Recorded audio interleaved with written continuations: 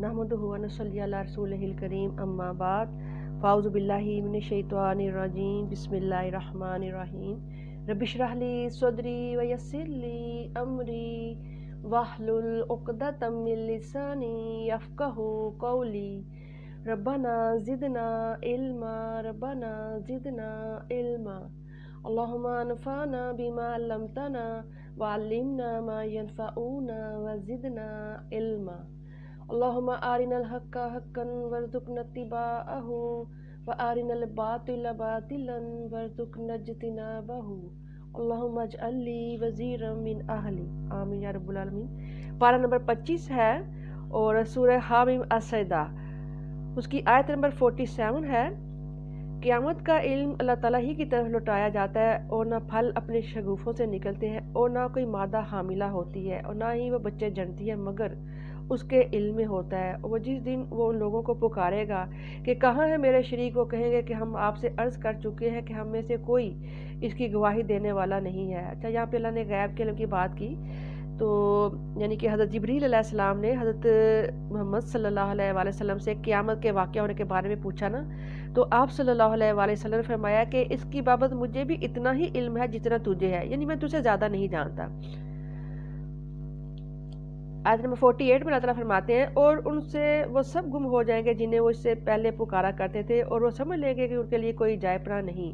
इंसान भलाई की दुआ मांगने से नहीं थकता और अगर उसे कोई तकलीफ़ पहुंच जाए तो वो इंतहाई मायूस दिल शिकस्ता हो जाता है और अगर हम मुसीबत के बाद उसे अपनी रहमत का मज़ा चखाएं तो वो ज़रूर कहता है कि ये मेरा हक़ है और मैं नहीं समझता कि क़यामत कभी कायम होने वाली है।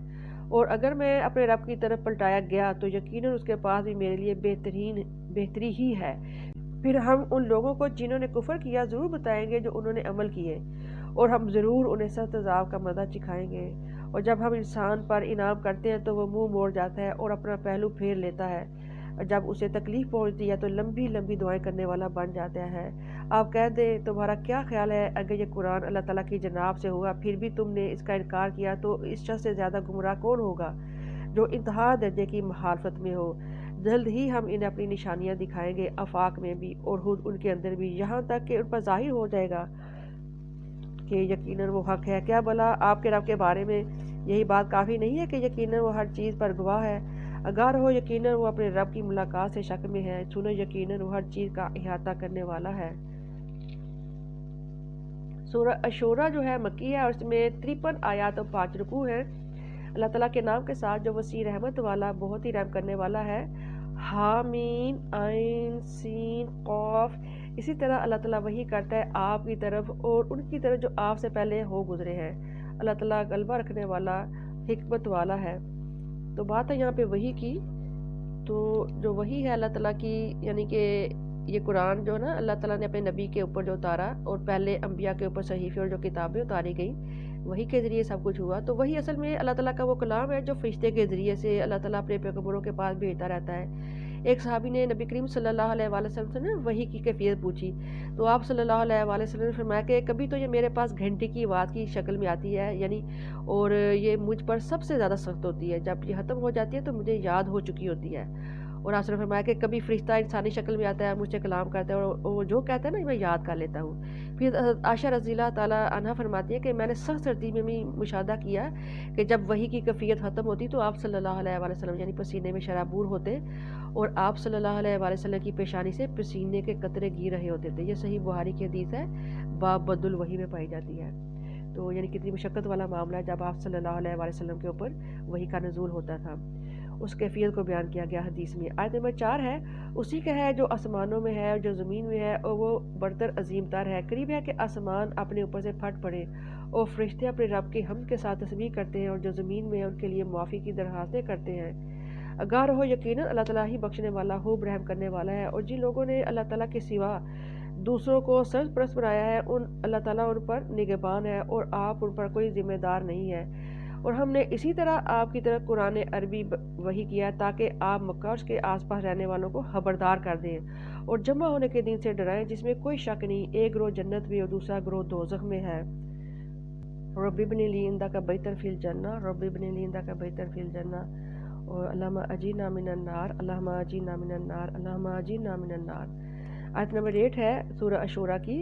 اللہ تعالیٰ فرماتے ہیں اور اگر اللہ تعالیٰ چاہتا تو ان سب کو ایک ہی امت بنا دیتا، لیکن وہ جس کو چاہتا ہے اپنی رحمت میں داخل کرتا ہے، اور ظالموں کا نہ کوئی سرپرست ہے اور نہ ہی کوئی مددگار۔ اللہم رحمتک ارجو فلا تکلنی الی نفسی طرفۃ عین واصلح لی شانی کلہ لا الہ الا انت۔ بہت ہی پیاری دعا ہے کہ اللہ ہم تجھ سے تیری رحمت کے ہی امیدوار ہیں، تو ہمارے نفسوں کے حوالے ہمیں ایک لمحے کے لیے نہ کرنا اور ہماری اصلاح کر دینا، تمام معاملات کی اصلاح کر دینا۔ آیت نمبر 9 ہے کیا انہوں نے اللہ تعالیٰ کے سوا دوسرے کارساز بنا رکھے ہیں؟ پھر اللہ تعالیٰ ہی کارساز ہے، اور وہی مردوں کو زندہ کرتا ہے، اور وہی ہر چیز پر قدرت رکھنے والا ہے، اور جس کسی بات میں تم اختلاف کرو تو اس کا فیصلہ اللہ تعالیٰ ہی کے سپرد ہے۔ وہی اللہ تعالیٰ میرا رب ہے، اسی پر میں نے بھروسہ کیا اور اسی کی طرف میں رجوع کرتا ہوں۔ آسمانوں اور زمین کا پیدا کرنے والا ہے، اس نے تمہارے لیے خود تم ہی میں سے جوڑا بنایا اور جانوروں میں سے بھی جوڑا جوڑا بنایا، اور وہ تمہیں اس میں پھیلاتا ہے، اس جیسی کوئی چیز نہیں، وہ سب کی سننے والا، سب کو دیکھنے والا ہے۔ آسمانوں و زمین کی کنجیاں اسی کے اختیار میں ہے، جس کا چاہتا ہے رزق کشادہ کرتا ہے اور وہی تنگ بھی کر دیتا ہے۔ یقیناً وہ ہر چیز کا علم رکھنے والا ہے۔ اس نے تمہارے لیے وہی دین مقرر کیا ہے جس کا حکم اس نے نوح کو دیا، اور جس کی وحی ہم نے آپ کی طرف کی ہے، اور جس کا حکم ہم نے ابراہیم اور موسیٰ عیسیٰ کو دیا تھا کہ دین کو قائم کرو اور اس میں تفرقہ نہ ڈالو۔ مشرکین پر بہت گرا ہے جس کی طرف آپ انہیں دعوت دیتے ہیں۔ اللہ تعالیٰ اپنے لیے منتخب کرتا ہے جس کو چاہتا ہے، اور اپنی طرف اس کو راستہ دکھاتا ہے جو رجوع کرتا ہے۔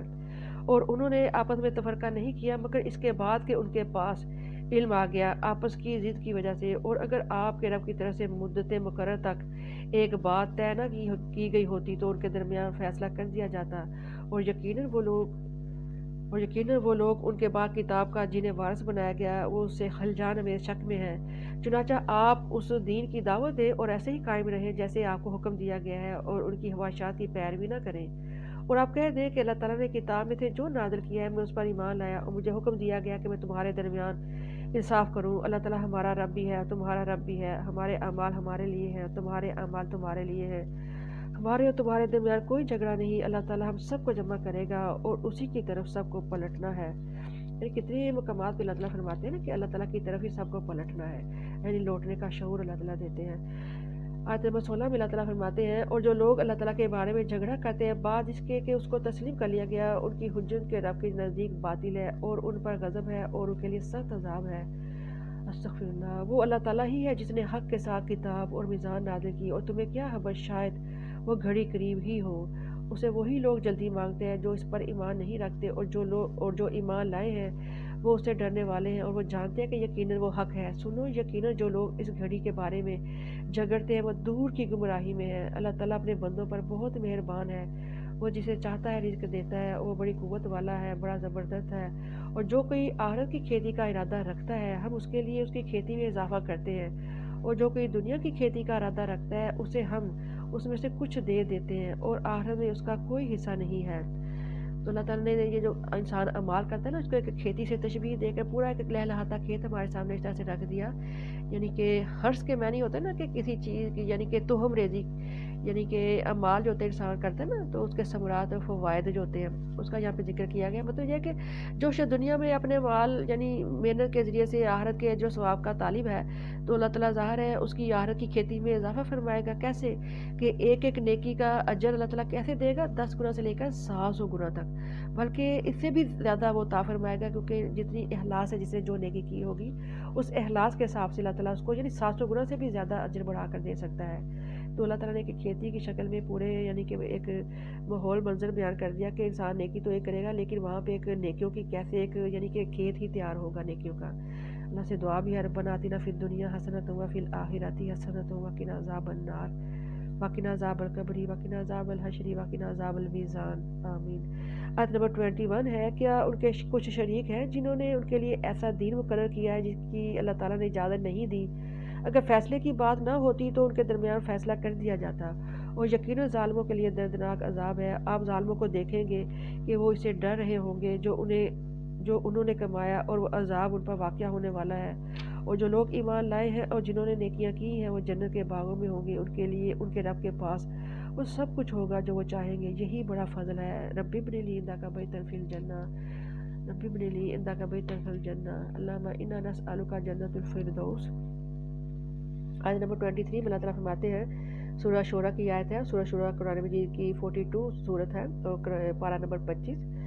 یہ ہے وہ چیز جس کی خوشخبری اللہ تعالیٰ اپنے ان بندوں کو دیتا ہے جو ایمان لائے ہیں اور جنہوں نے نیکیاں کی ہیں۔ آپ کہہ دیں کہ میں اس کام پر تم سے کوئی اجر نہیں مانگتا سوائے قرابت کی محبت کے، اور جو کوئی بھلائی کمائے گا ہم اس بھلائی میں خوبی کا اضافہ کر دیں گے۔ یقیناً اللہ تعالیٰ بڑا بخشنے والا، بڑا ہی قدردان ہے۔ کیا لوگ کہتے ہیں کہ اس شخص نے اللہ تعالیٰ پر جھوٹ کر رکھا ہے؟ پھر اللہ تعالیٰ چاہے گا تو اس کے دل پر مہر کر دے گا، اور اللہ تعالیٰ باطل کو مٹاتا ہے اور حق کو اپنے کلمات سے حق ثابت کر دیتا ہے۔ یقیناً وہ سینوں کے راز جاننے والا ہے۔ اللہ سے ہم دعا کرتے ہیں اللہ تعالیٰ ہمیں حق کو حق کر کے دکھائے اور حق کے اوپر عمل کرنے کی توفیق عطا فرمائے، اور جو باطل ہے جو غلط ہے اسے بچنے کی توفیق عطا فرمائے اور باطل کو باطل کر کے دکھائے۔ اس کے لیے بڑی پیاری دعا ہے، اللہم ارنا الحق حقا وارزقنا اتباعہ وارنا الباطل باطلا وارزقنا اجتنابہ، آمین۔ آیت نمبر 25 ہے سورہ شورا کی، اور وہی ہے جو اپنے بندوں سے توبہ قبول کرتا ہے اور برائیوں سے درگزر کرتا ہے، اور جو کچھ تم کرتے ہو وہ سب جانتا ہے۔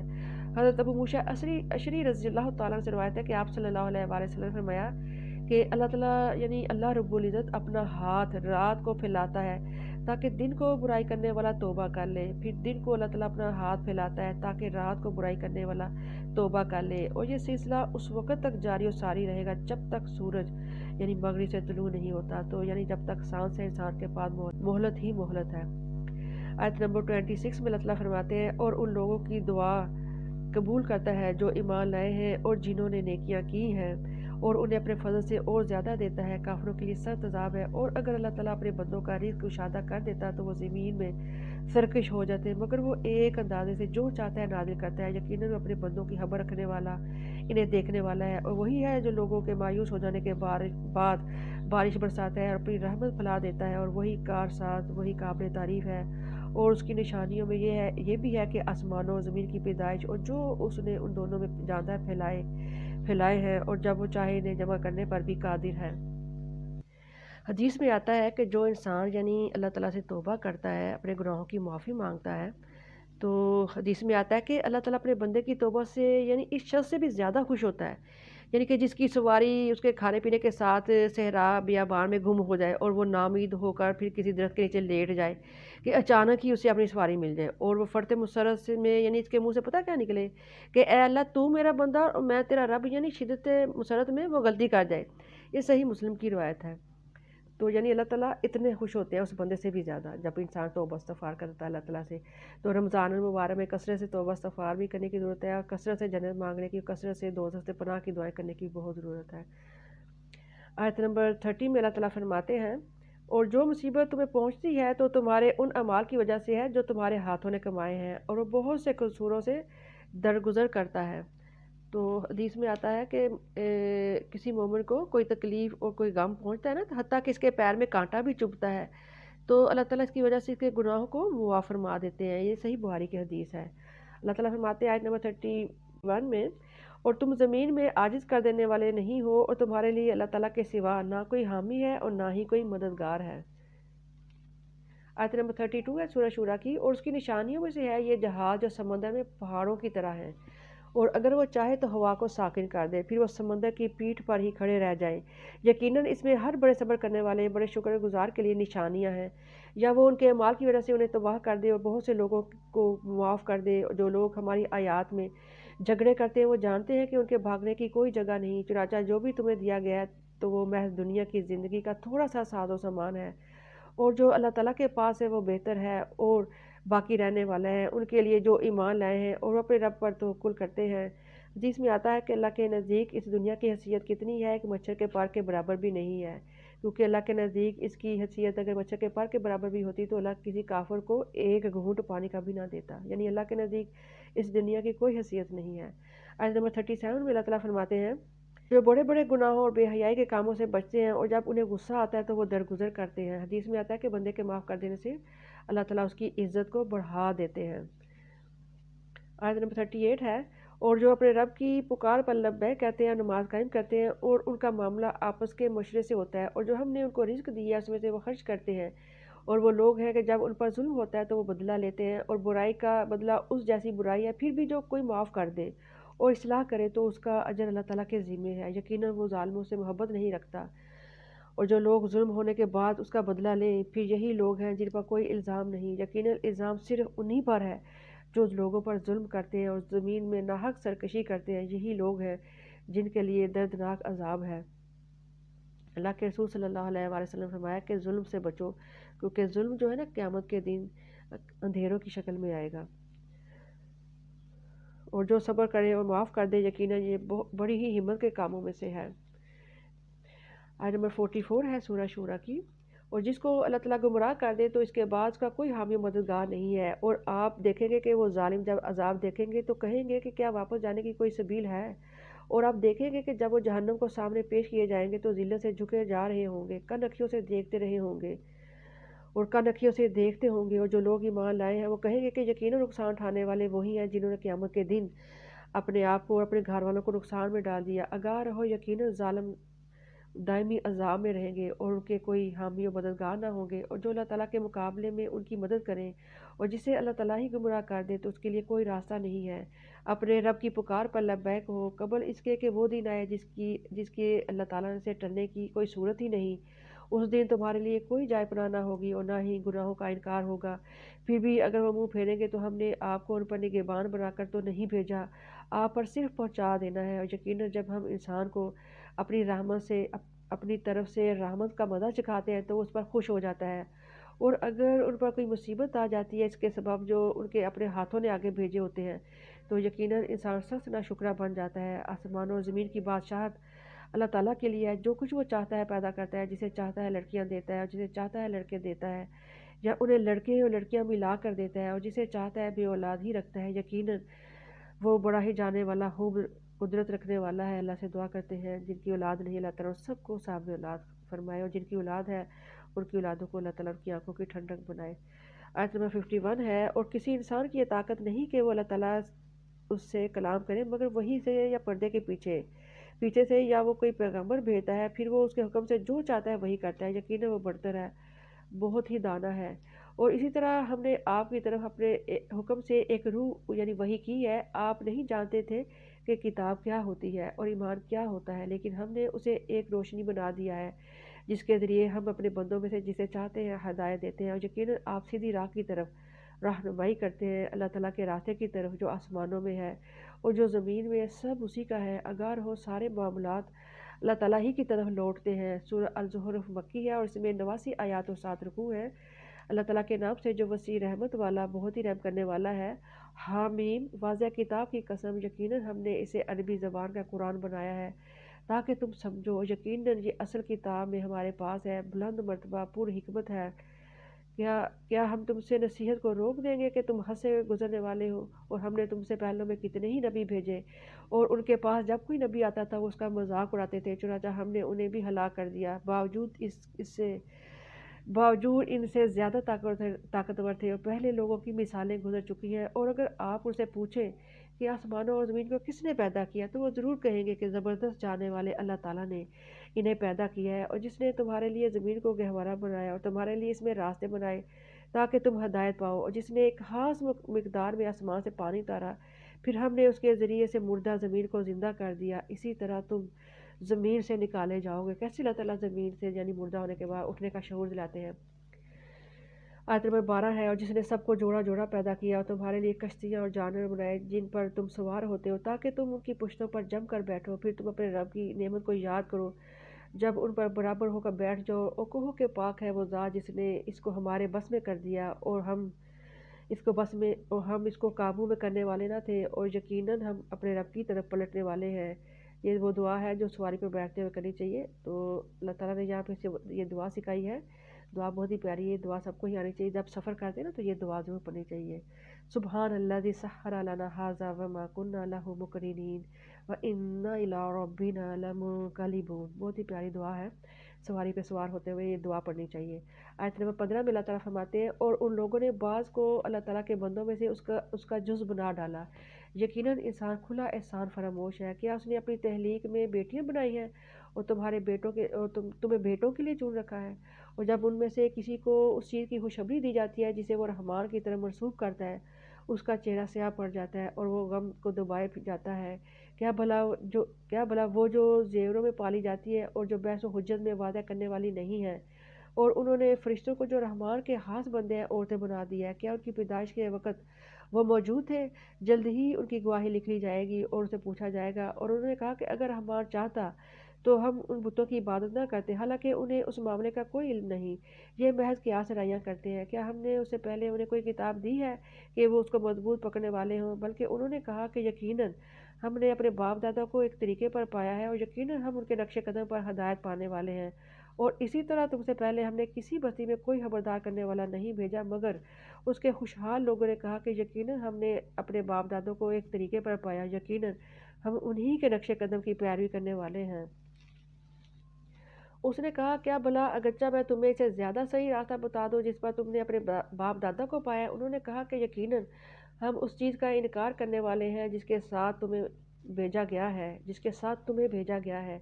چنانچہ ہم نے اسے انتقام لیا، سو آپ دیکھیں جھٹلانے والوں کا انجام کیا ہوا۔ سورہ زخرف کی آیت نمبر 26 ہے۔ اللہ تعالیٰ اس میں فرماتے ہیں واقعہ ابراہیم علیہ السلام کا، اور جب ابراہیم نے اپنے باپ اور اپنی قوم سے کہا یقیناً میں ان چیزوں سے بیزار ہوں جن کی تم عبادت کرتے ہو، سوائے اس ذات کے جس نے مجھے پیدا کیا، چنانچہ یقیناً وہ جلد ہی میری رہنمائی کرے گا۔ اور اس بات کو اس نے اپنے پیچھے باقی رہنے والوں میں بتا دیا تاکہ وہ رجوع کریں، بلکہ میں نے انہیں اور ان کے باپ دادا کو سامان زندگی دیا، یہاں تک کہ ان کے پاس حق اور کھول کھول کر بیان کرنے والا رسول آ گیا، اور جب ان کے پاس حق آ گیا تو انہوں نے کہا کہ یہ جادو ہے اور یقیناً ہم اس کا انکار کرنے والے ہیں۔ اور انہوں نے کہا کہ یہ قرآن دو بستیوں میں سے کسی بڑے آدمی پر کیوں نہیں اتارا گیا؟ کیا یہ لوگ آپ کے رب کی رحمت کو تقسیم کرتے ہیں؟ دنیا کی زندگی میں ان کی روزی کو ہم نے ان کے درمیان تقسیم کیا ہے، اور ہم نے ایک دوسرے پر ان کے درجے بلند کی فرمائے تاکہ وہ ایک دوسرے سے خدمت لیں، اور آپ کے رب کی رحمت اس سے بہتر ہے جو وہ لوگ جمع کرتے ہیں۔ اور اگر یہ بات نہ ہوتی کہ سب لوگ ایک ہی طریقے کے ہو جائیں گے تو جو لوگ رحمان کا انکار کرتے ہیں ہم ان کے لیے ان کے گھروں کی چھتیں چاندی کے بنا دیتے ہیں، اور سیڑھیاں بھی جن پر وہ چڑھتے، اور ان کے گھروں کے دروازے اور تخت جن پر تکیہ لگا کر بیٹھے ہیں، اور سونے کے بھی، اور یہ سب کچھ نہیں مگر دنیا کی زندگی کا ساز و سامان ہے، اور آپ کے رب کے نزدیک آخرت پرہیزگاروں کے لیے ہے۔ اور جو شخص رحمان کے ذکر سے منہ موڑتا ہے ہم اس پر ایک شیطان مسلط کر دیتے ہیں، چنانچہ وہی اس کا ساتھی بن جاتا ہے۔ تو وہ شیطان اصل میں جو اللہ تعالیٰ کی یاد سے غافل رہنے والے لوگ ہوتے ہیں نا، وہ ان کا ساتھی بن جاتا ہے جو ہر وقت ان کے ساتھ رہتا ہے، جو اللہ تعالیٰ کی یاد سے غافل ہوتے ہیں، پھر وہ ان کو نیکیوں سے روکتا ہے، وہ شیطان جو ہوتا ہے، یا پھر انسان خود ہی اسی شیطان کا ساتھی بن جاتا ہے اور اس سے پھر جدا نہیں ہوتا، بلکہ تمام معاملات میں اس شیطان کی ہی پیروی کرتا ہے اور اس کے تمام وسوسوں میں اس کی اطاعت کرتا ہے۔ جو شیطان اس کے دل میں وسوسے ڈالتا ہے نا پھر ان کو مانتا ہے۔ تو سیدنا عبداللہ ابن مسعود رضی اللہ تعالیٰ یعنی کہ آپ صلی اللہ علیہ وسلم پوچھا کہ یا رسول اللہ ہر انسان کے ساتھ اس کا ایک ہمزاد جن ہوتا ہے، تو کیا آپ صلی اللہ علیہ وسلم کے ساتھ بھی یعنی یہ جن ہے؟ تو آپ صلی اللہ علیہ وسلم نے فرمایا کہ ہاں میرے ساتھ بھی ہے، لیکن مجھے وہ نیکیاں ہی القاء کرتا ہے۔ ظاہر ہے آپ صلی اللہ علیہ وسلم تو اللہ تعالیٰ کو اتنا یاد کرتے تھے، ہر وقت ہی یاد کرتے تھے، تو شیطان اس کا ساتھی بن جاتا ہے، اس کا قرین بن جاتا ہے جو یعنی کہ اللہ تعالیٰ کے ذکر سے غافل رہتا ہے، کیونکہ ابن آدم کے دل پر شیطان دھرمنا مار کر بیٹھ جاتا ہے نا، جب وہ ذکر کرتا ہے تو وہ دبک کر بھاگ جاتا ہے، اور وہ یقیناً لوگوں کو راہ حق سے روکتے ہیں، اور وہ سمجھتے ہیں کہ یقیناً وہ ہدایت یافتہ ہیں، یہاں تک کہ جب وہ ہمارے پاس آئے گا تو کہے گا کہ کاش میرے اور تمہارے درمیان مشرق اور مغرب کا بعد ہوتا، چنانچہ بہت ہی برا ہے وہ ساتھی ہے، اور آج تمہیں یہ بات ہرگز فائدہ نہ دے گی جب تم ظلم کر چکے، یقیناً تم سب عذاب میں اکٹھے ہو۔ کیا پھر آپ بہروں کو سنائیں گے یا اندھوں کو راستہ دکھائیں گے ان لوگوں کو جو کھلی گمراہی میں پڑے ہیں؟ پھر اگر ہم آپ کو لے جائیں تو یقیناً پھر بھی ہم ان سے انتقام ہی لینے والے ہیں، یا ہم آپ کو ضرور وہ عذاب دکھا دیں جس کا ہم نے اسے وعدہ کیا ہے، پھر یقیناً ہم ان پر پوری قدرت رکھنے والے ہیں۔ چنانچہ آپ اس کو مضبوطی سے تھامے رہیں جو آپ کی طرف وحی کیا گیا ہے، یقیناً آپ ہی سیدھے راستے پر ہیں، اور یقیناً یہ قرآن آپ کے لیے اور آپ کی قوم کے لیے بڑا شرف ہے، اور جلد ہی تم سے پوچھا جائے گا۔ اور آپ ان سے پوچھ سکتے ہیں جنہیں ہم نے آپ سے پہلے اپنے رسولوں میں سے بھیجا تھا، کیا ہم نے رحمان کے سوا دوسرے معبود ٹھہرائے تھے کہ ان کی عبادت کی جائے؟ اور ہم نے موسیٰ کو اپنی نشانیوں کے ساتھ فرعون اس کے سرداروں کی طرف بھیجا تو اس نے کہا یقیناً میں رب کائنات کا رسول ہوں، پھر جب وہ ان کے پاس نشانیاں لے کر آیا تو تب وہ اس پر ہنسنے لگے، اور ہم انہیں جو نشانی بھی دکھاتے تھے وہ پہلی سے بڑھ کر ہوتی تھی، اور ہم نے انہیں عذاب میں آ پکڑا کہ وہ لوٹ آئیں، اور انہوں نے کہا اے جادوگر اپنے رب سے ہمارے لیے دعا کرو اس عہد کی وجہ سے جو اس نے تم سے کیا ہے، یقیناً ہم راہ راست پر آ جائیں گے۔ پھر جب ہم ان پر سے عذاب ہٹا دیتے تو اچانک وہ اپنا عہد توڑ دیتے۔ اور فرعون نے اپنی قوم میں پکار کر کہا، اے میری قوم، کیا مصر کی بادشاہی میری نہیں ہے اور یہ نہریں جو میرے نیچے بہتی ہیں، کیا پھر تم لوگ دیکھتے نہیں ہو؟ یا میں ہی اس شخص سے بہتر ہوں جو ذلیل و حقیر ہے اور صاف بول بھی نہیں سکتا؟ پھر کیوں نہ اس پر سونے کے کنگن اتارے گئے یا فرشتے اس کے ساتھ جمع ہو کر کیوں نہ آئے؟ سو اس نے اپنی قوم کو ہلکا سمجھا، چنانچہ انہوں نے اس کی اطاعت کی، یقیناً وہ نافرمان لوگ تھے۔ پھر جب انہوں نے ہمیں غصہ دلایا تو ہم نے اسے انتقام لیا، سو ہم نے ان سب کو غرق کر دیا۔ پھر ہم نے ان کو ماضی کی داستان اور بعد والوں کے لیے مثال بنا دیا۔ اور جب ابن مریم کی مثال دی گئی تو آپ کی قوم اس پر شور مچاتی ہے، اور انہوں نے کہا کہ کیا ہمارے معبود اچھے ہیں، یا وہ یہ مثال انہوں نے محض جھگڑنے کے لیے بیان کی ہے، بلکہ یہ لوگ جھگڑالو ہیں۔ وہ ایک بندے کے سوا کچھ نہیں تھا جس پر ہم نے انعام کیا، اور ہم نے اسے بنی اسرائیل کے لیے مثال بنا دیا۔ اور اگر ہم چاہیں تو تمہارے اندر سے فرشتے بنا دیں جو زمین میں جانشین ہو، اور یقیناً وہ عیسیٰ قیامت کی ایک نشانی ہے۔ پھر تم اس میں شک نہ کرو اور میری پیروی کرو، یہی سیدھا راستہ ہے۔ اور شیطان تمہیں روک نہ دے، اور یقیناً وہ تمہارا کھلا دشمن ہے۔ اور جب عیسیٰ کھلی نشانیاں لے کر آیا، اس نے کہا، یقیناً میں تمہارے پاس حکمت لے کر آیا ہوں تاکہ میں تم پر بعض ان باتوں کی وضاحت کر دوں جن میں تم اختلاف کرتے رہے ہو۔ چنانچہ اللہ تعالیٰ سے ڈر جاؤ اور میری اطاعت کرو۔ یقیناً اللہ تعالیٰ ہی میرا رب بھی ہے اور تمہارا رب بھی ہے، چنانچہ اس کی عبادت کرو، یہی سیدھا راستہ ہے۔ پھر گروہوں نے آپس میں اختلاف کیا۔ پھر تباہی ہے دردناک دن کے عذاب سے ان لوگوں کے لیے جنہوں نے ظلم کیا۔ یہ تو قیامت کا انتظار کر رہے ہیں کہ اچانک ان پر آ جائے، جبکہ یہ بے خبر ہوں۔ تمام دوست دن ایک دوسرے کے دشمن ہوں گے سوائے پرہیزگاروں کے۔ اے میرے بندو، آج تم پر کوئی خوف نہیں ہونا، تمہیں غم ہوگا جو لوگ ہماری آیات پر ایمان لائے اور فرما بردار بن کر رہے۔ تم اور تمہاری بیویاں جنت میں داخل ہو جاؤ، تمہیں خوش کر دیا جائے گا، ان پر سونے کے تھال اور ساغر گردش کرائے جائیں گے، اور اس میں ہر وہ چیز ہوگی جس کی دل خواہش کریں گے اور جس سے آنکھوں کو لذت ہوگی، اور تم اس میں ہمیشہ رہنے والے ہو۔ اللہم انا نسألک جنت الفردوس، اللہم انا نسألک جنت الفردوس، اللہم انا نسألک جنت الفردوس۔ آیت نمبر 72 ہے سورہ الزخرف کی، اور یہ ہے جنت جس کے تم وارث بنائے گئے اس کی وجہ سے جو تم کرتے تھے، تمہارے لیے اس میں بہت سے پھل ہیں جن میں سے تم کھاؤ گے۔ مجرم جہنم کے عذاب میں یقیناً ہمیشہ رہنے والے ہیں، جو ان سے کبھی ہلکا نہیں کیا جائے گا، اور وہ اس میں مایوس ہو گئے، اور ہم نے ان پر ظلم نہیں کیا تھا بلکہ وہ خود ہی ظالم تھے۔ ربنا ظلمنا انفسنا وان لم تغفر لنا وترحمنا لنکونن من الخاسرین، آمین۔ اور وہ پکاریں گے، اے مالک تمہارا رب ہمارا خاتمہ ہی کر دے۔ فرشتہ کہے گا، یقیناً تم اسی طرح پڑے ہی رہنے والے ہو۔ مالک جو ہے نا، اصل میں یہ دوزخ کا فرشتہ ہے۔ ہم تمہارے پاس حق لے کر آئے، مگر تم میں سے اکثر حق کو ناپسند کرنے والے تھے۔ کیا انہوں نے کسی کام کا فیصلہ کر لیا تھا؟ تو یقیناً ہم بھی ایک فیصلہ کرنے والے ہیں۔ کیا وہ یہ سمجھتے ہیں کہ یقیناً ہم ان کی راز کی باتیں اور ان کی سرگوشیاں نہیں سنتے؟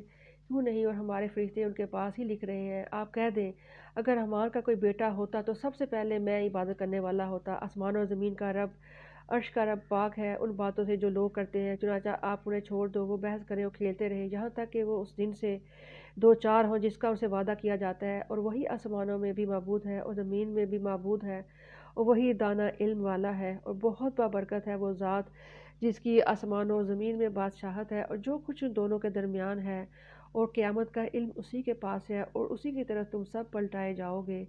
اور اس کے سوا جن کو یہ لوگ پکارتے ہیں وہ کسی سفارش کا اختیار نہیں رکھتے مگر جو حق کے ساتھ گواہی دیں اور وہ علم بھی رکھتے ہوں۔ اور اگر آپ ان سے پوچھیں کہ انہیں کس نے پیدا کیا ہے تو وہ ضرور کہیں گے کہ اللہ تعالیٰ نے، پھر یہ کہاں سے بہکائے جاتے ہیں۔ اور رسول کے اس قول کی قسم ہے، اے میرے رب، یقیناً یہی لوگ ہیں جو ایمان نہیں لاتے۔ چنانچہ آپ ان سے درگزر کریں اور سلام کر دیں، پھر جلد ہی انہیں معلوم ہو جائے گا۔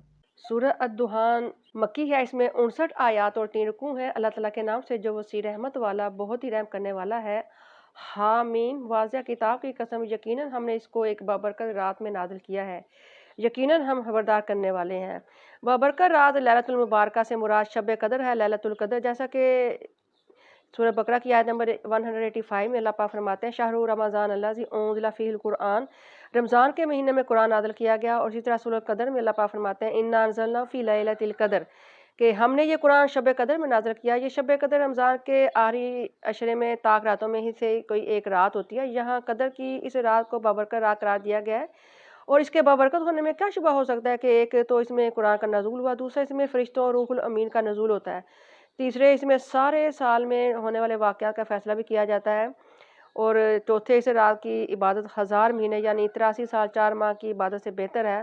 اور شب قدر یا لیلۃ المبارکہ میں قرآن کے نزول کا مطلب یہ ہے کہ اسی رات سے نبی کریم صلی اللہ علیہ وآلہ وسلم پر قرآن مجید کا نزول شروع ہوا، یعنی پہلے اسی رات پر قرآن مجید نازل ہوا. اور یا یہ مطلب ہے کہ لوح محفوظ سے اسی رات قرآن بیت العزت میں اتارا گیا جو آسمان دنیا پر ہے، پھر وہاں سے حسب ضرورت یعنی 23 سالوں تک اور مختلف اوقات میں نبی کریم صلی اللہ علیہ وسلم پر اترتا رہا. تو بعض لوگوں نے لیلۃ المبارکہ سے شعبان کی 15ویں رات مراد لیا، لیکن یہ صحیح نہیں ہے، جبکہ قرآن کی نص صریح سے قرآن کا نزول شب قدر میں ثابت ہے، تو اس سے شب برات مراد لینا کسی طرح بھی صحیح نہیں ہے.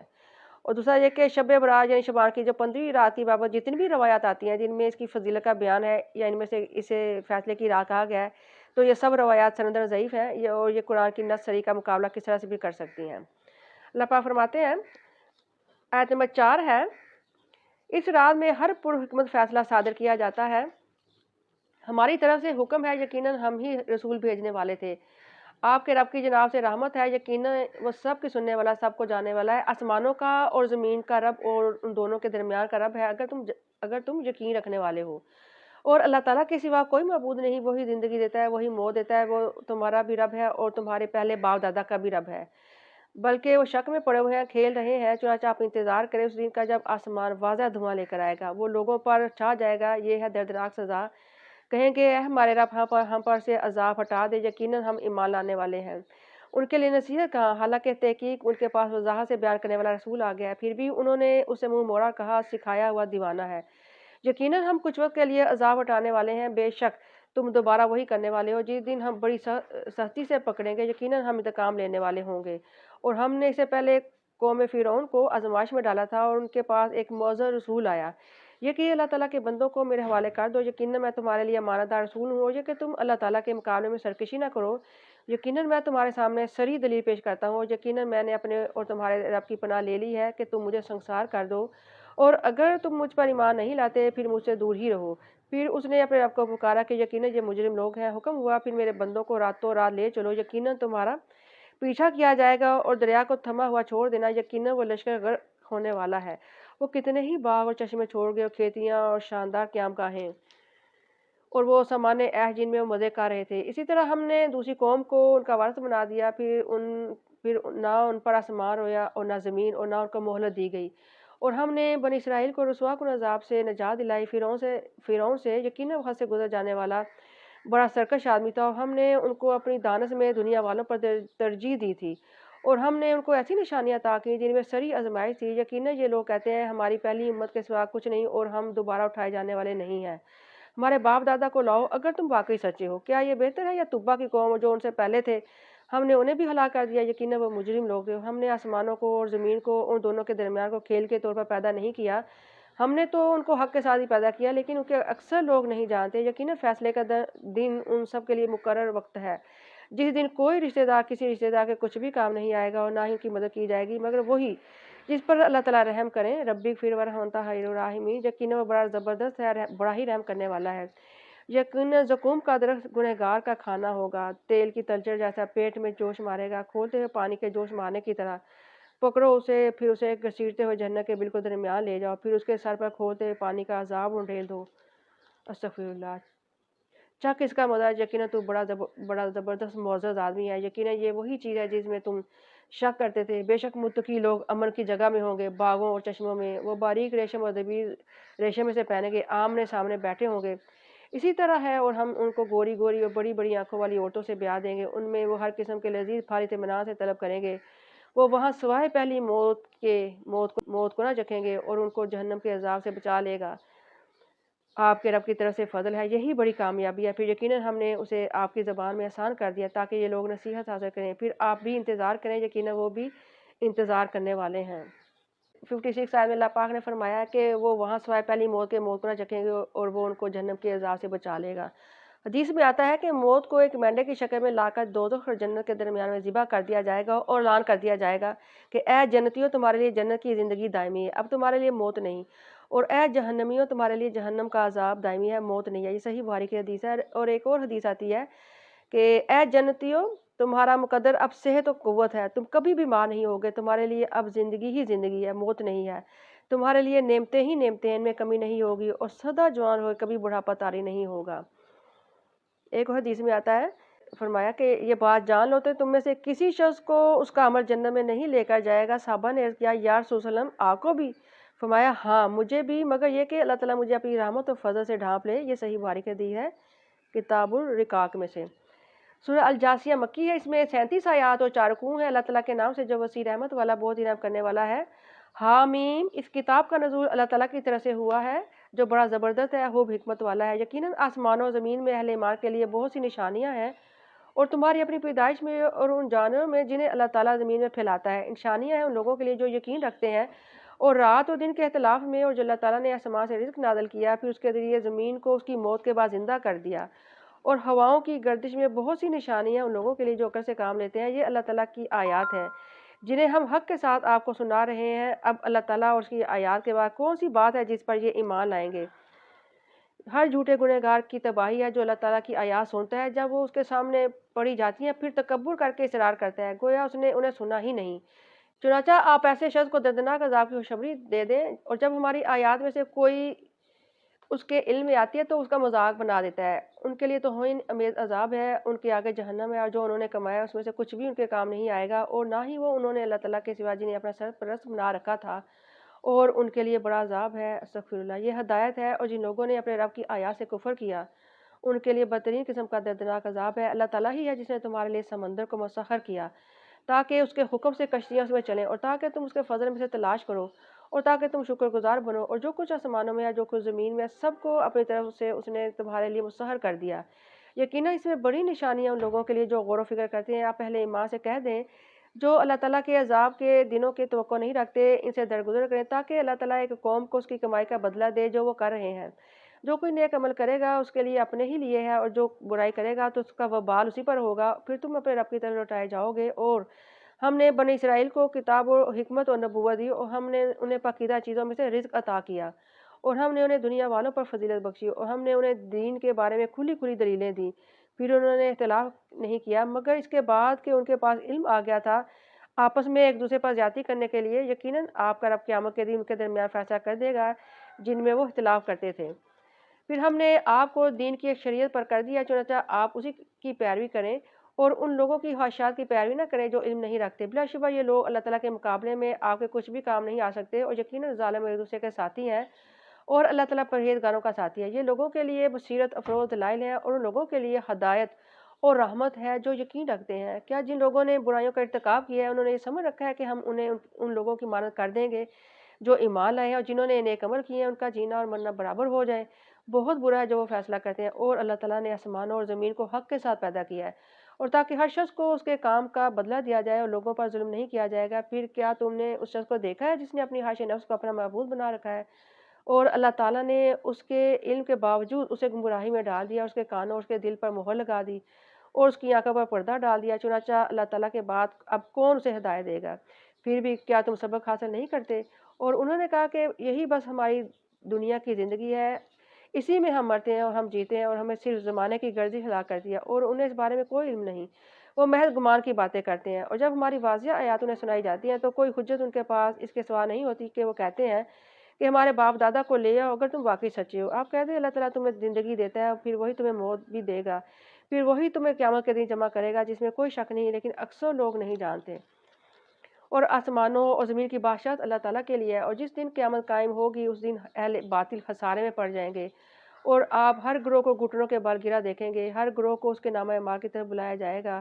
آج تمہیں وہی جزا دی جائے گی جو تم کیا کرتے تھے، یہ ہمارا نامہ اعمال ہے جو تمہارے خلاف حق کے ساتھ بول رہا ہے۔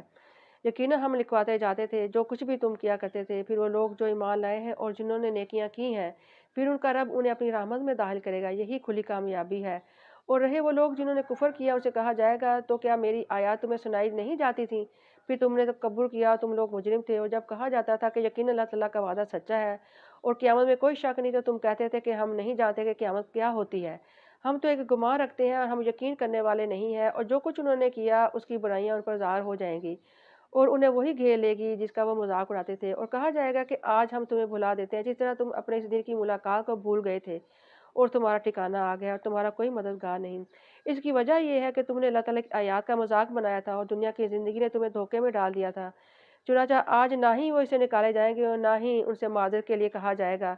बस तमाम तारीफ़ अल्लाह ताला के लिए है, जो रब है आसमानों का और रब है ज़मीन का और रब है सारी कायनात का, और उसी के लिए बड़ाई है आसमानों और ज़मीन में, और वही बड़ा गालिब है, वही बड़ा हिकमत वाला है। अल्हम्दुलिल्लाहिल्लज़ी बिनिअमतिही ततीम्मु सालिहात, उस रब का शुक्र है जिसकी तौफीक से नेकियां अपनी तकमील तक पहुंच जाती हैं। और पारा नंबर 25 जो है तकमील हो गया, अल्हम्दुलिल्लाह।